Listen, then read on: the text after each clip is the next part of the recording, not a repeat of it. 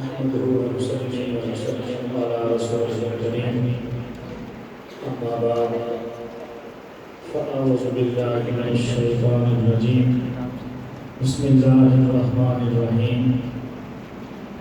وكنتم على شفا حفرة من النار فأنقذكم منها صدق الله العظيم إن الله وملائكته يصلون على النبي يا أيها الذين آمنوا صلوا عليه وسلموا تسليما الصلاة والسلام عليك يا سيدي يا رسول الله وعلى آلك وأصحابك يا سيدي يا حبيب الله الصلاة والسلام عليك يا سيدي يا محبوب رب العالمين وعلى آلك وأصحابك يا سيدي يا رحمة للعالمين مولاي صل وسلم دائما أبدا على حبيبك خير الخلق كلهم هو الحبيب الذي ترجى شفاعته لكل هول من الأهوال مقتحم منزه عن شريك في محاسنه فجوهر الحسن فيه غير منقسم يا أكرم الخلق معلما ألوذ به سواك إن حلول الحادث الأممي يا ربي صل وسلم دائما أبدا على حبيبك خير الخلق كلهم ما مدحت محمدا بمقالتي ولكن مدحت مقالتي بمحمد بلغ الأولى بكماله كشف الدجى بجماله حسنت جميع خصاله صلوا علیہ وآلہ. تمام حضرات کو بہت بہت مبارک ہو حضور علیہ السلام کے ولادت کے جلوس میں شریک ہونے کی. اور اللہ تبارک و تعالیٰ کا اس گاؤں کے اوپر خصوصی کرم ہے کہ یہاں سارے ہی میرے آقا سے محبت کرنے والے ہیں. تو اللہ تبارک و تعالیٰ کا کرم ہے کہ یہاں کوئی ایسا نہیں ہے جو آپ کو ان چیزوں سے روکے. اللہ تبارک و تعالیٰ آپ کی محبتوں کو قبول فرمائے. ماشاءاللہ وہ چھوٹے بچوں نے بڑی پیاری بات پڑھی ہے اور اللہ تبارک و تعالیٰ اس بچے کے علم و عمل کی برکت عطا فرمائے اور آپ نے اس کو داد نہیں دی. بڑی پیاری بات پڑھی بچوں نے, دل ٹھنڈا کر دیا. اور آپ نے ذرا چستی کا مظاہرہ کرنا تھا. اور میں ایک نثر کے اندر شعر پڑھتا ہوں اور آپ نے میرے ساتھ تھوڑا سا پڑھنا ہے تاکہ آپ کی بھی حاضری لگ جائے. آپ نے آخر میں صرف کہنا نور کا, صرف کیا کہنا آپ نے, صبح طیبہ میں ہوئی بٹتا ہے باڑا نور کا. یہ زور لگا میرا. صبح طیبہ میں ہوئی بٹتا ہے باڑا نور کا. صبح طیبہ میں ہوئی بٹتا ہے باڑا نور کا. صبح طیبہ میں ہوئی بٹتا ہے باڑا نور کا. صبح طیبہ میں ہوئی بٹتا ہے باڑا نور کا.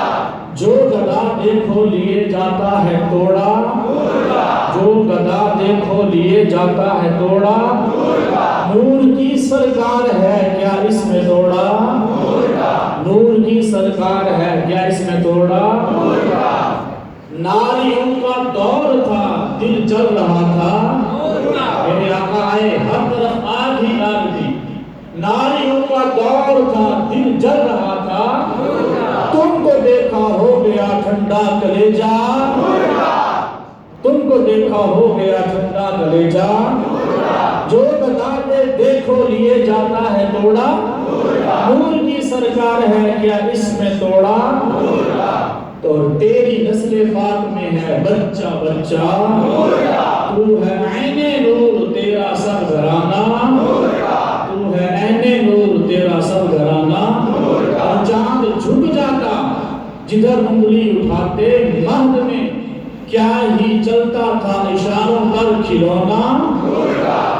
علل فرماتے ہیں کہ حضور کی نورانیت کا انکار کرنے والے ذرا یہ بھی تو دیکھو, رب نے میرے مصطفیٰ کو کھیلنے کے لیے کھلونا بھی نور کا عطا فرمایا.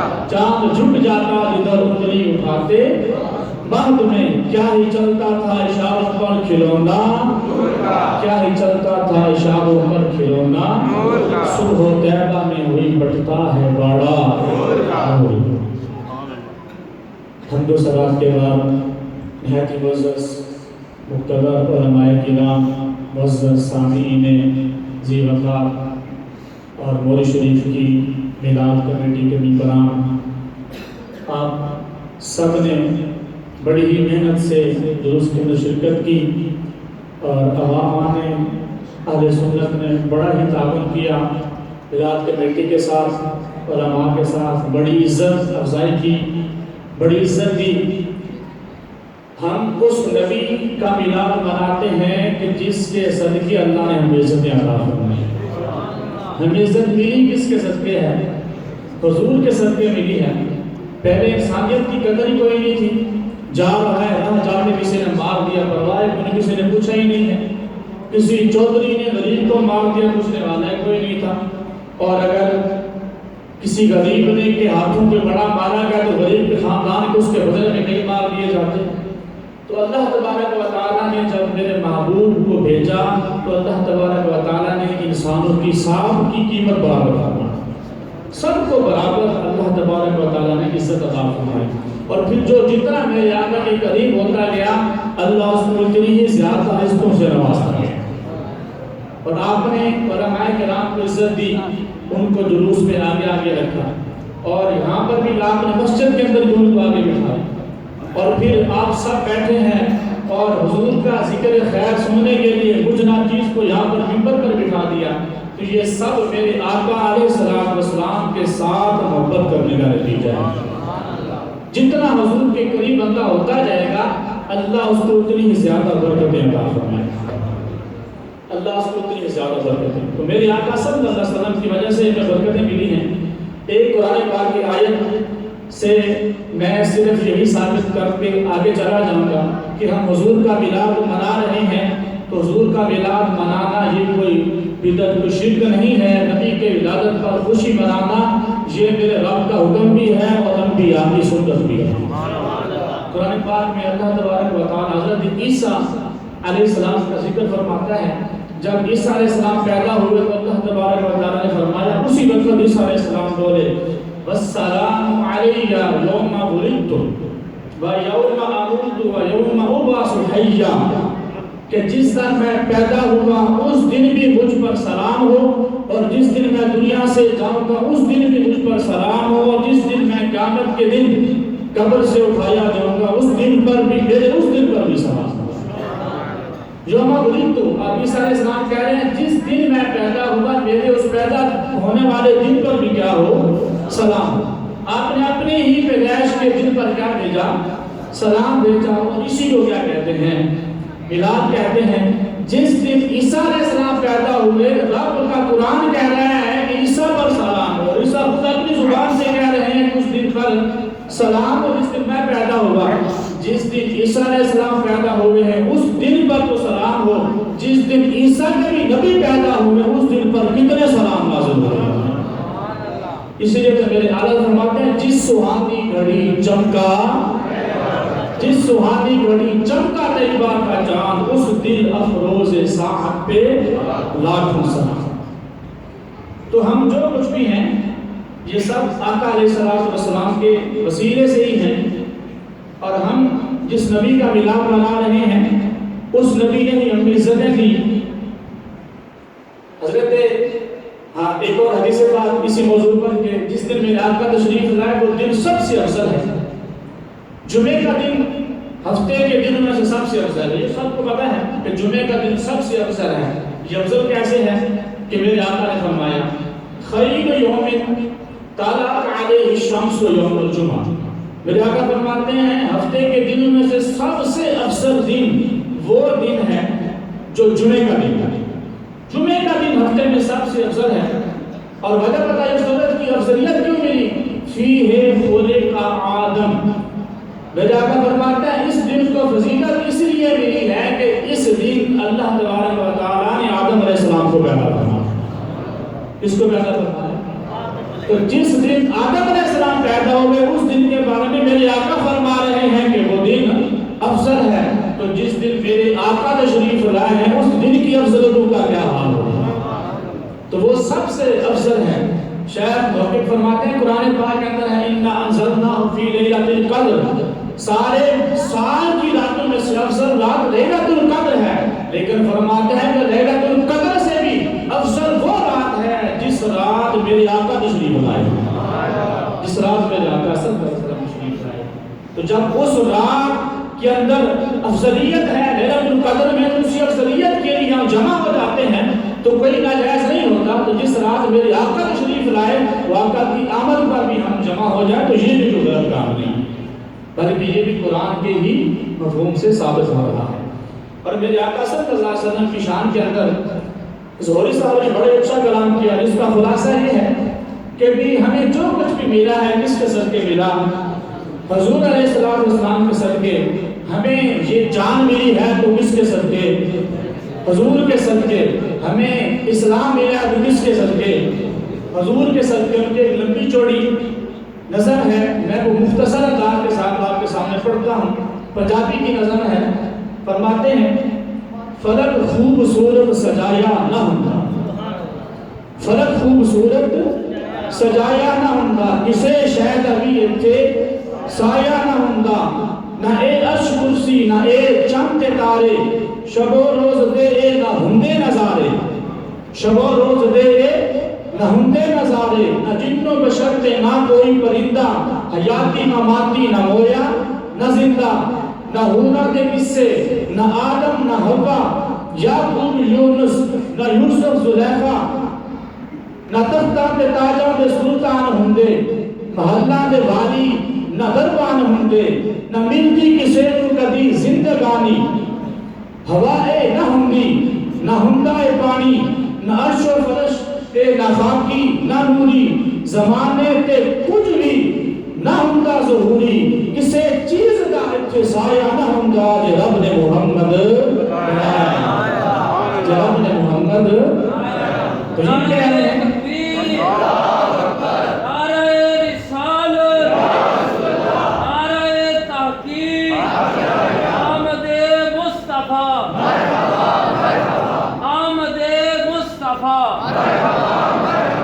ہم اس نبی کا میلاد منا رہے ہیں جس کی وجہ سے اللہ تعالیٰ نے زمین و آسمان ہر چیز کو پیدا فرمایا. پر ہمارا نبی جس کا ہم میلاد مناتے ہیں اس کے بارے میں رب فرماتے ہیں کہ تم میلاد منا کر شکر ادا کرو کیونکہ اس کے آنے پر تمہیں نعمت ملی ہے. اللہ فرماتے ہیں کنتم علی شفا حفرۃ من النار، اے لوگوں تم جہنم کے کنارے پر کھڑے تھے، میں نے اپنا محبوب بھیج کر فانقذا کم منہا، تمہیں جہنم سے بچا دیا، تمہیں جہنم سے بچا دیا. تو ہمیں جہنم سے بھی آزادی ملی تو کس کے صدقے ملی؟ میرے آقا آئے، انسانیت کو تکمیل ملی، انسانیت کے حقوق ملے. اور میرے آقا نے آ کر یتیموں کو سہارا دیا.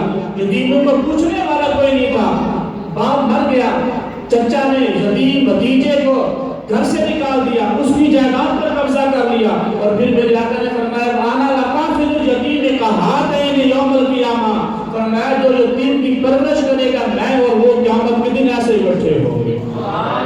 ہم اس نبی کا میلاد منانے جس نے یتیموں کو سہارا دیا. اور پھر اس کا نمونہ دیکھنے کو ملا جب میرے آقا صلی اللہ علیہ وسلم فتح مکہ کے موقع پر مکہ شریف تشریف لے گئے. حضور کے چچا حضرت حمزہ وہ جو جنگیوں میں شہید ہوئے تھے ان کا چھوٹا سا بیٹا تھا یا بیٹی تھی، وہ جب حضور گئے تو وہ حضور کے ساتھ چمٹ گئی کہ مجھے اپنے ساتھ لے کر جائیے. حضرت علی کہتے ہیں یا رسول اللہ یہ یتیم بچہ مجھے دے دی جس کی پرورش میں کروں گا. ایک اور صحابی کھڑے یا رسول اللہ مجھے دے دی جس کی پرورش میں کروں گا. جعفر کہتے ہیں یا رسول اللہ مجھے دے دی جس کی پرورش میں کروں گا. ایک وقت وہ تھا کہ یتیموں کو گھر سے نکال دیا جاتا تھا. جب میرے آقا آئے تو حالت یہ بنی کہ یتیموں کی پرورش کرنے پر جھگڑا ہو رہا. تو جس نے یتیموں کو سہارا دیا وہ میرا آقا، جس نے بیواؤں کو سہارا دیا وہ میرا آقا، جس نے عورت کو مقام دیا. عورت کے ساتھ کیا ظلم ہوتے تھے، جب اس کا خاوند مر جاتا تو سال بھر کے لیے اس کو کمرے کے اندر قید کر دیا جاتا، اس کو طلاق ہو جاتی، سال بھر کمرے کے اندر رہتی. میرے آقا صلی اللہ علیہ وسلم نے عورت کو یہ مقام دیا، بیٹی کو یہ مقام دیا۔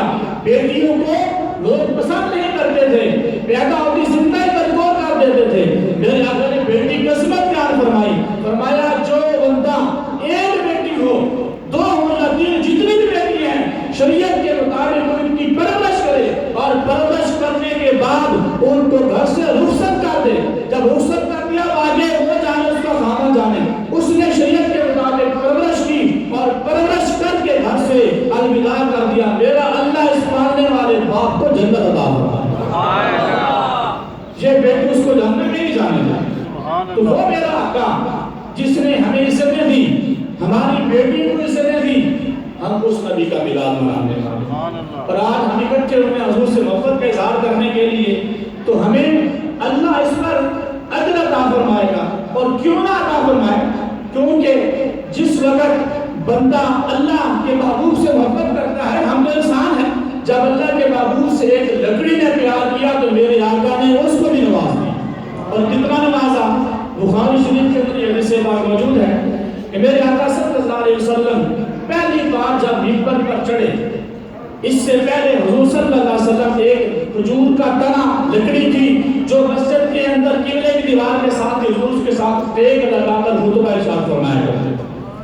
اب پہلی بار جب میرے آقا منبر پر چڑھے تو مسجد میں سے رونے کی آواز، صحابہ پریشان تھے، پتہ نہیں یہ رونے کی آواز کہاں سے آ رہی ہے۔ جیسے میرے آقا خطبہ دیتے کہ اس کی آواز بڑھتی گئی، اور اتنی بڑی، صحابہ کہتے ہیں وہ اتنی دردناک آواز تھی کہ مسجد میں بیٹھے سارے صحابہ رونے لگے، سارے صحابہ، لیکن سمجھ نہیں آ رہی کون رو رہا ہے۔ کہتے جب توجہ کی تو وہ کھجور کا تنا جس کے ساتھ میرے آقا کبھی ٹیک لگا کر خطبہ دیتے تھے، حضور کی جدائی میں رو رہا تھا۔ جب وہ رویا نا، جب وہ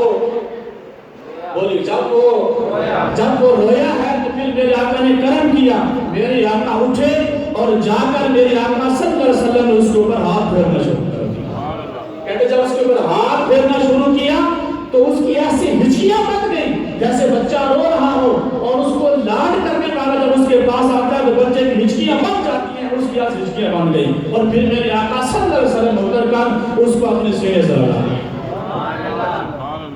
تو یہ بتایا اگر حضور صلی اللہ علیہ وسلم کے عشق کے اندر کھجور کا ایک تنا خشک لکڑی رو پڑتی ہے تو میرے آقا تو اس کو بھی سینے سے لگا دیتے ہیں، اور پھر حضور کا امتی ہو، رب کو ایک ماننے والا، حضور کا کلمہ کرنے والا ہو اور حضور کی محبت کے اندر تڑپ جائے تو میرے آقا اس پر کرم نہیں فرمائیں گے۔ جس نے لکڑی کو نوازا ہے وہ اپنے امتیوں کو اس سے بڑھ کر نوازنے والے ہیں۔ اور پھر بات یہاں پر ختم نہیں ہوئی، میرے آقا نے فرمایا اے تم رو رہے ہو، کیوں رو رہے ہو؟ رسول اللہ آپ میرے ساتھ کھڑے ہو کر مجھے رب کا ذکر سناتے تھے، میں آپ کی پشت کے بوسے لیتا تھا، آج مجھے ذکر بھی نصیب نہیں ہوا، آپ کی پشت کے بوسے نصیب نہیں ہوئی، اس لیے میں رو رہا ہوں۔ میرے آقا نے فرمایا تم کیا چاہتے ہو؟ چلو تمہاری مرضی، اگر تم چاہو تو تمہیں مدینے کے کسی باغ میں لگا دیتا ہوں، تم پھلو گے پھولو گے، میرے امتی تیرا پھل کھائیں گے، اور اگر چاہو تو میں تمہیں جنت میں بھیج دیتا ہوں اور وہاں پر جتنے بھی مسلمان جائیں گے وہ تمہارا پھل کھائیں گے۔ حدیث کے لفظ ہیں، وہ بولا، وہ کہتا ہے یا رسول اللہ مجھے جنت منظور ہے۔ میرے آقا نے فرمایا دیکھو ہے تنا، شعور نہیں ہے، عقل نہیں ہے، دنیا کو ترجیح نہیں دی بلکہ جنت کو ترجیح اس نے دی، مجھ سے جنت مانگ لی۔ تو حسن بصری فرمایا کرتے تھے دیکھو حضور کے عشق کے اندر ایک تنا رو رہا ہے، جب وہ روتا ہے اور حضور اس کو سینے سے لگا کر جنت بھی عطا فرما رہے ہیں۔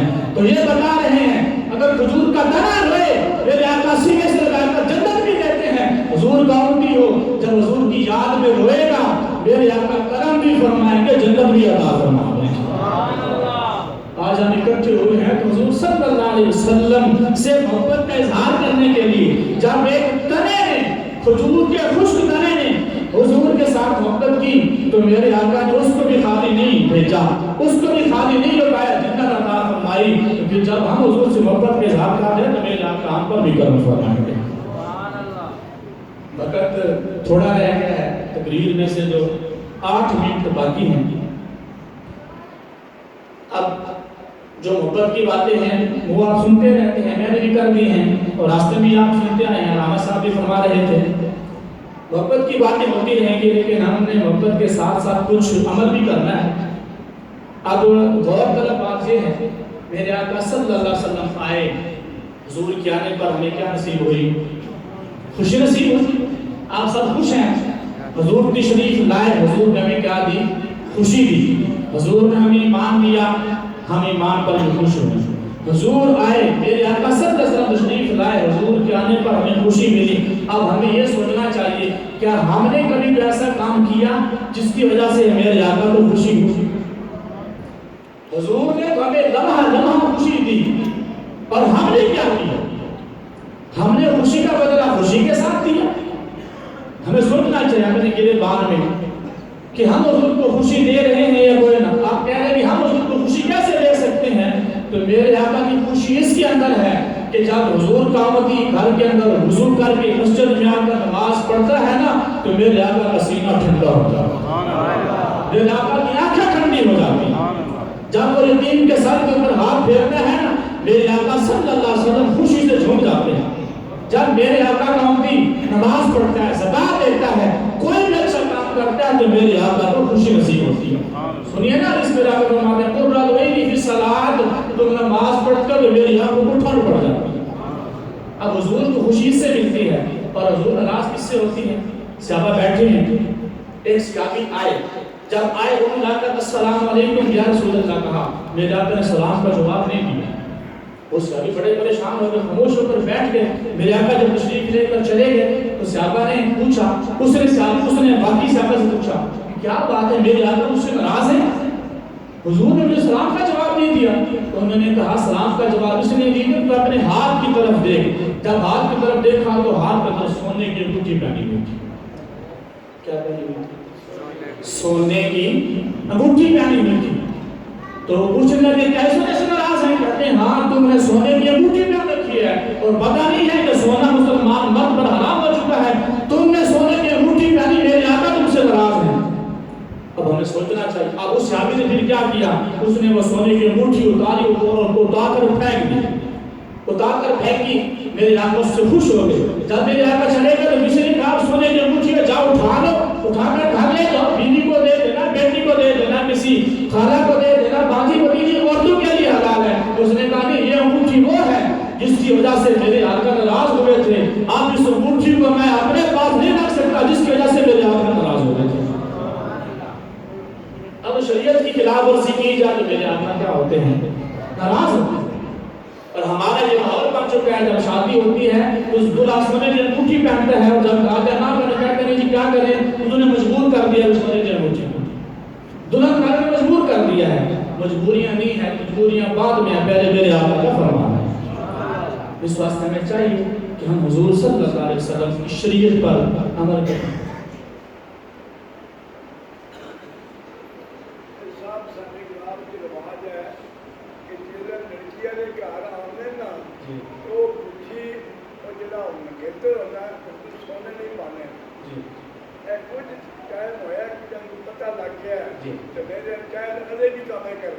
اللہ تعالیٰ عمل کی توفیق دے۔ پتہ سب کو ہے، جو سونے کی انگوٹھی پہنا تو اس کو بھی پتہ ہے میرے لیے جائز نہیں ہے، تو ہمیں سوچنا چاہیے کہ ہمارا کون سا کام ہے جس سے میرے آقا خوش ہوتے ہیں۔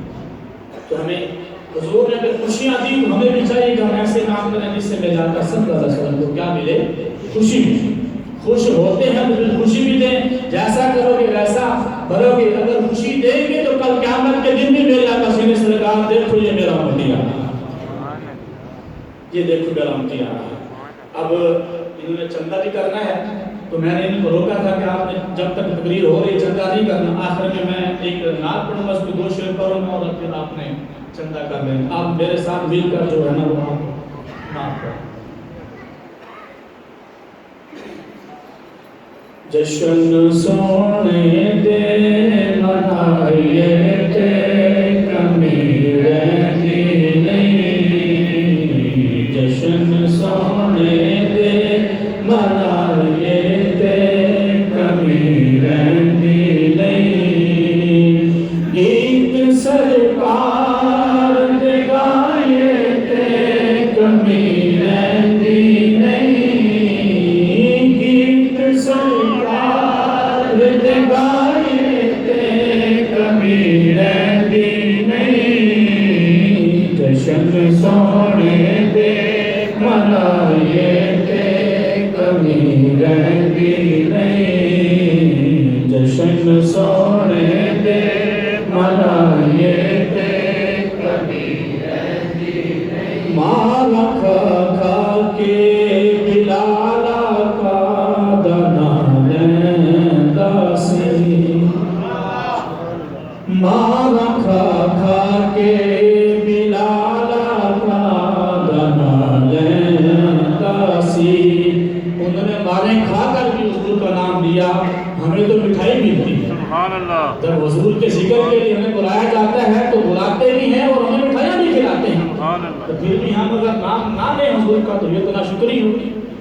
مالا کھا کھا کے بلال آقا دنا لیندا سی، کعبے دی چھت تے کھڑا ہو کے ایو کہندا سی، کعبے دی چھت تے کھڑا ہو کے ایو کہندا سی، یار لئی مار جے کھائیے تے کمی رہندی نہیں، آقا لئی مار جے کھائیے تے کمی رہندی نہیں، کبھی کیسے نہیں، غلام تھے، کام کالا تھا، بڑے بڑے ہونٹ تھے، میرے آقا گھر میں ساتھ رہتے تھے، جب بلال آتے تھے فاروق اعظم کے زمانے خلافت میں فاروق اعظم کھڑے ہو کر کہتے ہیں دیکھو سیدنا بلال آ رہا ہے، ہمارا بلال، ہمارا سردار بلال آ رہا ہے،